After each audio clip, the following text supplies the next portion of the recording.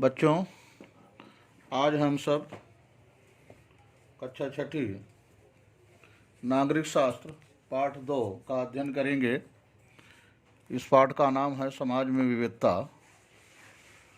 समाज में विविधता में एकता बनाई रखी जाती है। भारतीय समाज में धर्म, भाषा, संस्कृति, रीति रिवाज, परंपरा आदि में विविधता पाई जाती है। यह विविधता ही हमारा सांस्कृतिक वैभव है। भारत के विभिन्न प्रदेशों में भिन्न भिन्न त्यौहार उत्सव मनाए जाते हैं और विविध ऐतिहासिक विरासतें पाई जाती हैं। इन प्रदेशों के बीच इस विविधता का आदान प्रदान होता है। वर्षों से हम एक साथ रहने के कारण विभिन्न समूहों में एकता की भावना निर्मित हुई है। विविधता ही हमारी शक्ति। विभिन्न समूहों के साथ मिलकर रहने का अर्थ सह अस्तित्व अनुभव करना है। सह अस्तित्व के कारण लोगों के बीच सामंजस्य बढ़ता है। लोग एक दूसरे के रीति रिवाज और जीवन पद्धति से परिचित होते हैं और उनका आदर करना सीखते हैं। समाज में एकता बढ़ती है। सामाजिक एकता द्वारा हम प्राकृतिक एवं सामाजिक आपदाओं का सामना कर सकते हैं। धर्मनिरपेक्षता का सिद्धांत। भारत एक धर्मनिरपेक्ष राष्ट्र है। देश की भाषिक और धार्मिक विविधता के संरक्षण के लिए भारतीय संविधान ने धर्मनिरपेक्षता का सिद्धांत स्वीकार किया है। इस सिद्धांत के कारण भारतीय समाज में विविधताओं के बीच सामंजस्य बना हुआ है। धर्मनिरपेक्षता संविधान में प्रावधान।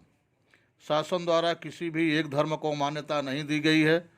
प्रत्येक व्यक्ति को अपने धर्म की उपासना करने की स्वतंत्रता है। शासन द्वारा धर्म के आधार पर व्यक्ति में भेदभाव नहीं किया जा सकता। धर्म के आधार पर भेदभाव न करते हुए शिक्षा, रोजगार, सरकारी नौकरी आदि के अवसर सभी को उपलब्ध कराए गए हैं। सहयोग। कोई भी समाज हो वह पारस्परिक सहयोग का आधारित होता है। एक दूसरे की कठिनाइयों तथा समस्याएं हल करने के लिए एक दूसरे की सहायता करना सहयोग कहलाता है। सहिष्णुता और सामंजस्य।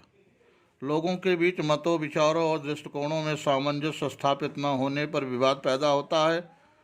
पूर्वाग्रह अथवा भ्रम के कारण भी संघर्ष होता है। दीर्घकाल तक संघर्ष का चलना हितकर नहीं होता है। अतः आपसी समन्वय और समझौतों के माध्यम से संघर्ष का निवारण करना आवश्यक होता है। विविध भूमिकाएं।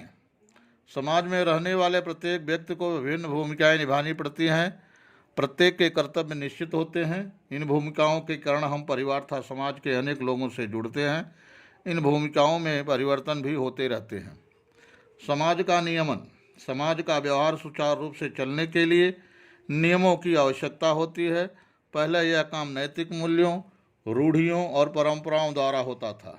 आज समाज का नियमन कानून द्वारा हो रहा है। सामाजिक संस्थाएं, संगठन तथा स्थानीय शासन संस्थाएं भी हमारे समाज का नियमन कार्य कर रही हैं। तो इस तरीके से हम लोग जो है समाज में विविधता के संदर्भ में जानकारी प्राप्त किया है। अभी आप लोग किताब को पढ़िएगा तो उसमें तमाम प्रकार की जानकारियाँ और मिल सकती हैं। ये संक्षेप में मैंने बताया है। तो इस तरीके से नागरिक शास्त्र का ये पाठ 2 समाज में विविधता को बताया गया है। प्रश्न उत्तर वगैरह बाद में भेज दिया जाएगा। धन्यवाद।